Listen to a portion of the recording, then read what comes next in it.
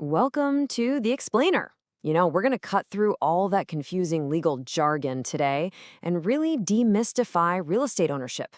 We're going to break down what it really means to own, to transfer, and to hold title to property. So let's just kick things off with a really big question, right? When you buy a home, what are you actually getting? I mean, it's got to be more than just the keys and a front door, right? Well, you're getting this whole bundle of legal rights, and honestly, that's what this entire explainer is all about. Okay, so to answer that question, we've got to start with the basics. What does the law even mean by ownership?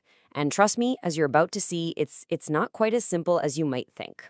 So, in the world of real estate, your ownership is called an estate.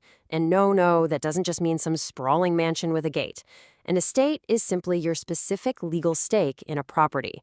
It's what defines what you can do and what you can't do with it, whether you're the full-on owner or just renting for a while. All right, so the top tier, the absolute highest level of ownership, is what's called a freehold estate. Think of it like this. It's like owning your car outright. The title is in your name, it's yours. Period. This is what people really mean when they say they own their home. And then, on the flip side, you've got the less than freehold estate. Now, this isn't ownership at all. It's really just the right to use a property for a certain amount of time. So if we stick with that car analogy, this is like leasing. You get the keys, you get to drive it around, but you never actually own it.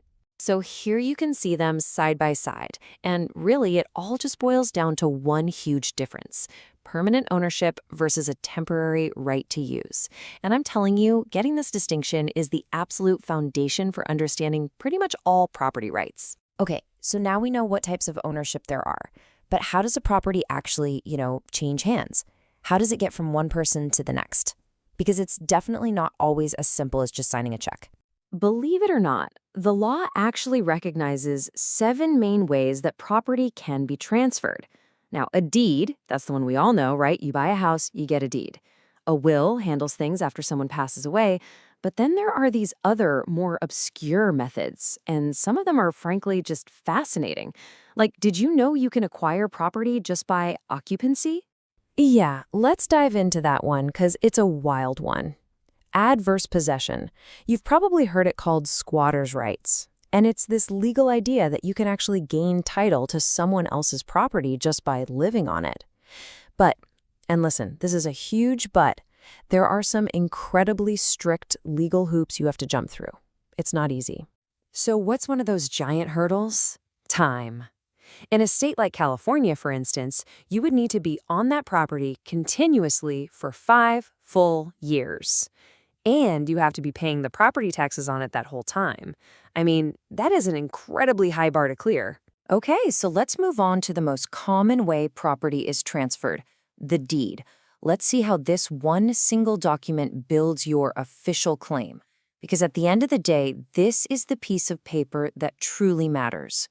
Right, and the king of all deeds is the grant deed. See, when a seller hands you one of these, they are basically making you some implied promises. You can call them warranties. They're promising that they haven't already sold the place to someone else and that it's free of any secret claims or liens. This is your first and best line of defense. But listen, not all deeds are created equal, not by a long shot. Take a quitclaim deed. This thing makes 0 promises. It basically says, look, whatever tiny piece of this property I might own, I'm giving it to you. But hey, I'm not even guaranteeing I own anything at all. So you see the difference, right? One is protection, the other, well, it's a total gamble. All right, now let's be real. Very few people buy property completely on their own. Most of the time, you're sharing that ownership with someone.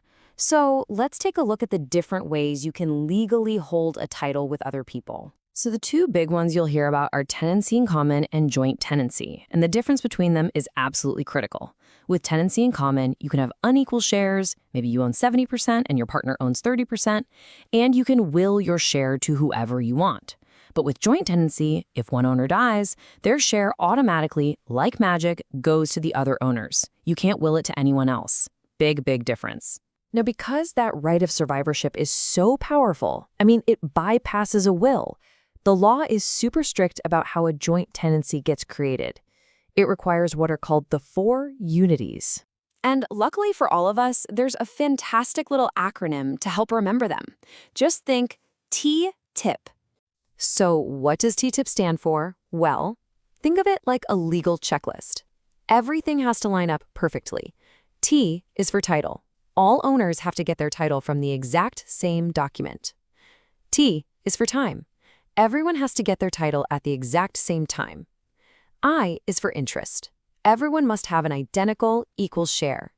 And P is for possession. All owners have an equal right to possess the whole property. If even one of those is off, nope, it's not a joint tenancy. Now, for married couples in certain states like California, there's another huge category to know: community property.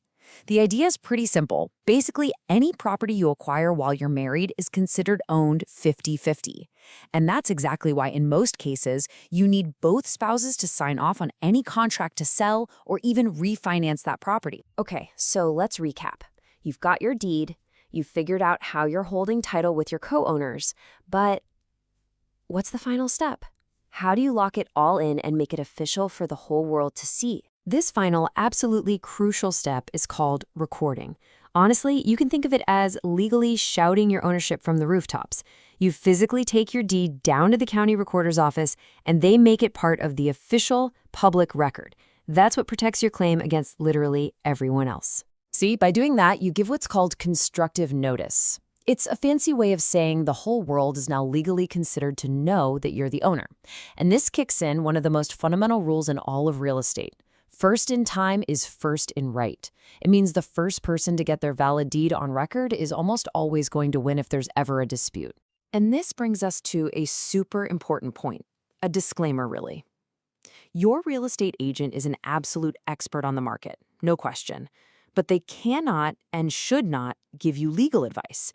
How you decide to take title has huge, massive legal and tax consequences. That's a decision you have to make with professional guidance.